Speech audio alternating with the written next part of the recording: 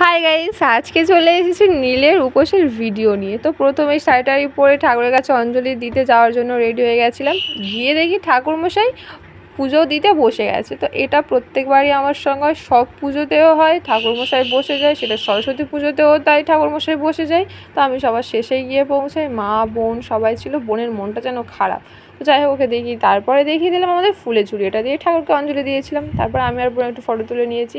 ঠাকুরমশাই চন্দনের টিপ দিচ্ছিল, প্রচুর ব্রতী হয়েছিল, সবাইকে তো আর টিপ দেওয়া সম্ভব নয়, তাই ঠাকুরমশাই সামনের কয়েকজনকে দিয়ে দিয়েছে, আর সবাই সবার মতো দিয়ে তারপর দিয়েছে শান্তির জল। অঞ্জলির ভিডিওটা দেখাতে পারলাম না। তো তারপরে মা অঞ্জলি দিয়ে ঠাকুরের মাথায় ফুল দিতে গেছিলো।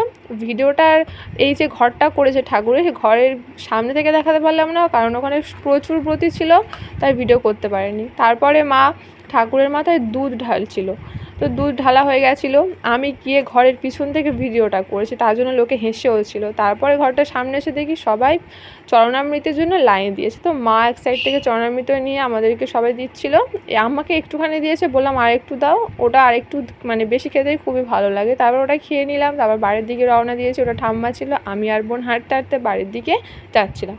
তো আমাদের বাড়িটা অন্য এক সময় দেখিয়ে দেবো। তো এটা আমি বাড়িতে এসে ফটো তুলে নিয়েছি। তারপরে প্রসাদটা দেখিয়ে দিলাম, প্রসাদে কী কী আছে শুধু দেখাই যাচ্ছে। আর যেটা হলুদ মধ্যে আছে ওটা হচ্ছে পাকা পেঁপে।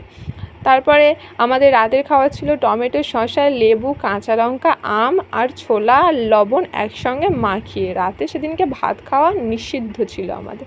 আমি কাটছিলাম, বোন ভিডিও করছিল, তো সমস্ত কিছু কেটে মাখিয়ে নেওয়া হয়ে গেছিলো। তো ভিডিওটা ছিল এই পর্যন্ত। ভালো লাগলে অবশ্যই লাইক, শেয়ার, কমেন্ট এবং চ্যানেলটি সাবস্ক্রাইব করে দিয়ে পাশে থেকো, যাতে আমি আর এগিয়ে যেতে পারি।